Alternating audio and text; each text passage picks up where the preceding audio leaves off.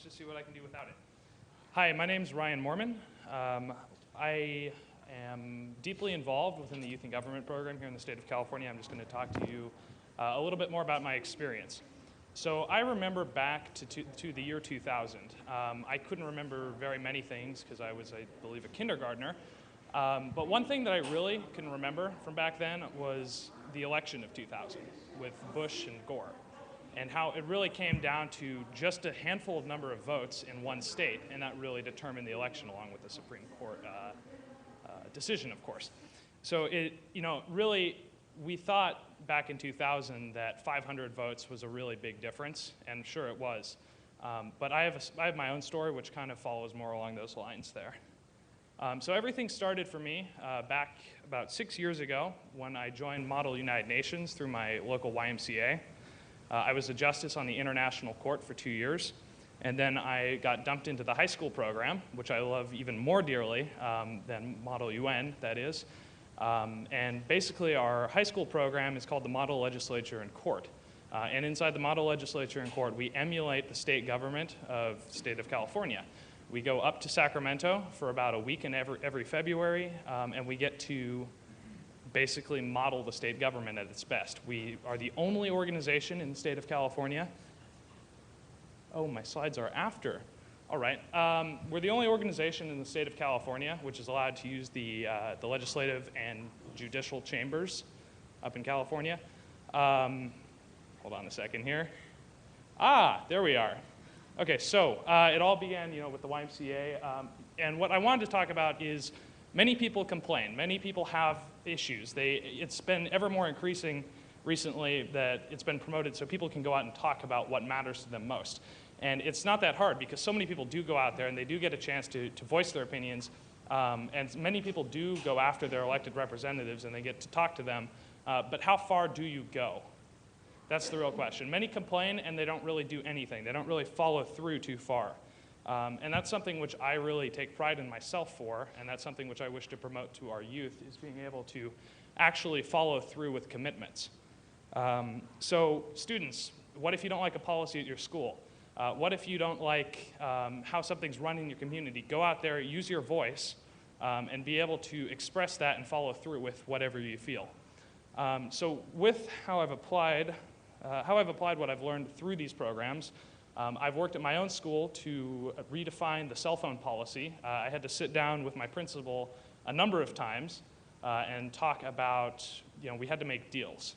And that's all that like government, and that's all that policymaking is about, and people need to understand that. I spent so much time making deals with him, and I eventually had to give something up in order to get what I wanted. And I believe it was best for the students.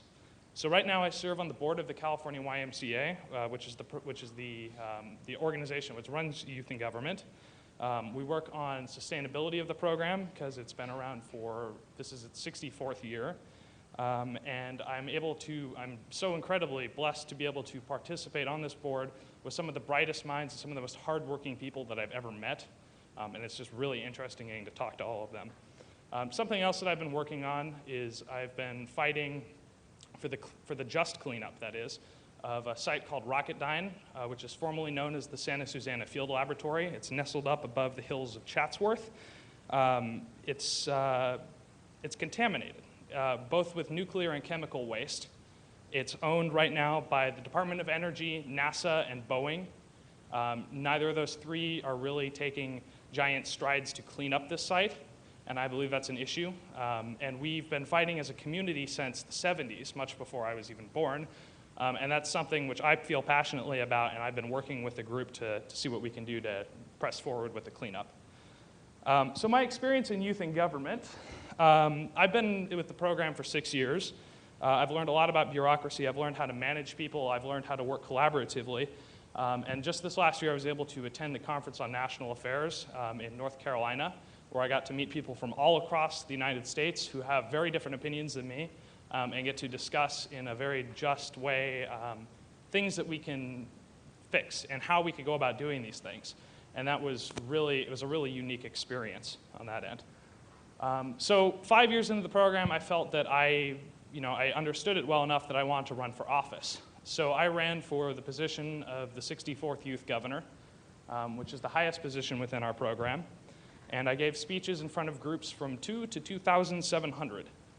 And right here, this is Camp Roberts in Paso Robles, California. That is one of our general assemblies, and over there's that little light teal on the very far left. That's my local delegation. So here I am speaking up in front of a crowd I was giving speeches, of course, and I had to rally my own volunteers, I had to work on my own speeches, I had to work with a political party, and I had to win a primary with my political party. And then after this, about a month later, we go to Sacramento and we take over the state capitol. I was acting as a senator, there I am, and I was still campaigning the entire week, so there were people just literally running around the state capitol, chanting my name, saying really interesting things about me and promoting what I believe in. So we narrowed it down to 5 governor candidates here in Sacramento, and then luckily enough, I was able to get voted into one of the top 2 finalists. So the finalists, we sit down inside the Sacramento Convention Center, which is a really, really large building, and we cast electoral ballots. So each delegation, and we have about 80 of them, I believe, goes up and casts how they vote. And it's all cast up there on a screen. So you have to sit there and you kind of have to bear through it for the 20 to 30 minutes that it happens. So one moment my opponent would be up, and then one moment I would be up, and you never really would know how it would turn out. So in the end,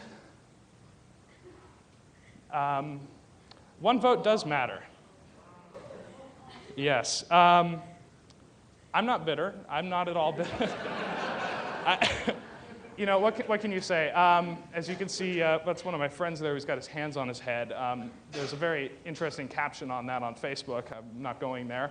But it was really quite an experience that, you know, even though I did lose, I really gained so much out of it. And this year, I'm a board member of the organization now. So effectively, I'm able to go and promote and to actually accomplish the things that I set forth in my campaign promises. Right now, I'm working on a handful of different projects with them. And we're just going to see how it goes. And I really take things, I don't take campaign promises lightly, so I'm really following through here.